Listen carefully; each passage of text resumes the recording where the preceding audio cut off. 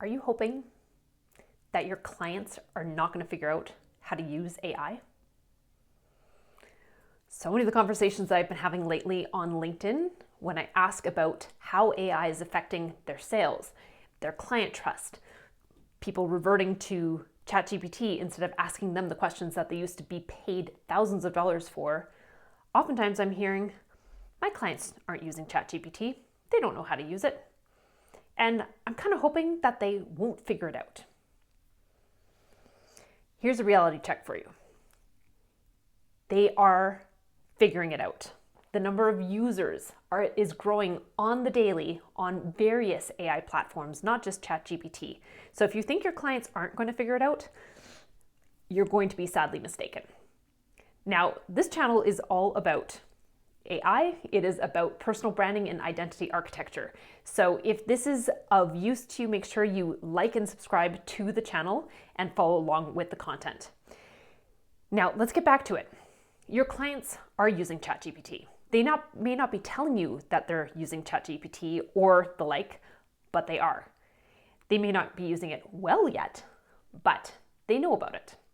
And if you're hoping that they're just not going to figure out how to use it to the maximum level, you are going to get swallowed by the tidal wave that I see coming for so many coaches and consultants. So it's time to get real about planning out how you're going to protect yourself.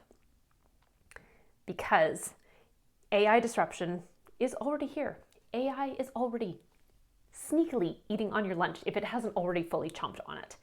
And you thinking that it's not going to affect you is erroneous, and I do not want to see you get swallowed by the tidal wave. So let's have a frank chat about what you can actually be doing. One of the things you can do to test how much your clients can be leveraging AI is asking it great questions. Asking it the questions that your best clients ask you that you normally get paid those thousands of dollars to answer. I'll give you an example. I had a consultation with a salesperson from a marketing firm a couple weeks ago. And it started out the gate, this person who runs the marketing firm is infamous, like not infamous in a bad way. They're famous in the industry. They are one of the cutting edge people that have been on the cutting edge for 30 years. Now, in order to have a conversation with that top person, from the salesperson who frankly didn't do a great job of selling me, I was going to have to pay $2,000 upfront to have an hour with this person. And to be honest, paper marketing was mentioned. And I'm like, I work online. I don't need to be papering different areas. So that was a little bit worrisome to me. But then I hopped onto ChatGPT and asked it to advise me for a 1-year marketing plan to add 7 figures to my business. How would that famous person have advised me? And you know what it did? It advised me. It gave me a full year plan, fully detailed in what I needed to do day by day, week by week, month by month to leverage how that person would have advised me to get to that point that I wanted. So if you think that the intellect that you hold between your ears, the experience, the expertise that you have been paid for well by your clients in the coaching or consulting business is not in the machine, you are mistaken. But prove me wrong. Go on and start asking questions and ask the questions that scare you the most. And I think that's what a lot of the answers that I get from people when I ask them about how AI is disrupting their coaching or consulting business. It's them hoping also, not just that their clients aren't going to figure this out, but they're also hoping that ChatGPT doesn't know what they know. And if you've been keeping those little blinders on, hoping that it doesn't know, why not take the blinders off and find out? Because if you have knowledge, you can actually make a plan. And the plan is, what are you going to do once you know that your intellectual property, that hard-earned experience and expertise is in the machine? So you've got 3 options. You can build, you can leverage, or you can pivot. So let's talk about each.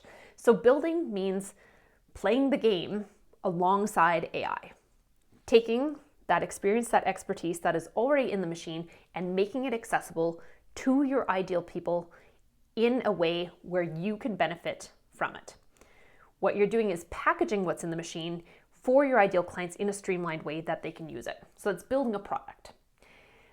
That's the easiest way to build a product. Now, some people are trying to build products that are completely unique in the marketplace that they think no one else has ever thought of. If you thought of it, someone out there has thought of it as well. So now it's a race to whoever gets to market first. The easiest thing to do is build what you know. Doesn't mean you have to know how to build, but it means you build the intellectual property, the intelligence that you already know into a product that is streamlined for your ideal clients. And you may say, but they can already get that in the machine. They may not know how to get it in the machine, right? And if you do have clients who are slower on the AI arc and they don't know how to use it well, then you are doing a major service for them by providing this product. And building out these products, 10 years ago, I was looking at building out an app, and the base price to build out an app was $150,000. That was just to build something very basic. You're not looking at that kind of investment cost anymore. And if you want to have a conversation about that, I can connect you with the people that I use to build my products and my clients use as well. So you're not looking at these major investments. But if you can build something that is saleable to your clients, that is going to benefit them, that is using AI, and it's feeding AI your lunch the way that you want it in a way that you can be creating the impact that you want through it, that's what I suggest with building. Or again, you can build something completely unique, but then you're in a race for whoever else has thought of that as well. Now, your second option is to leverage. So there's tons of tools out there, right? So you don't have to build a product that is completely unique in itself.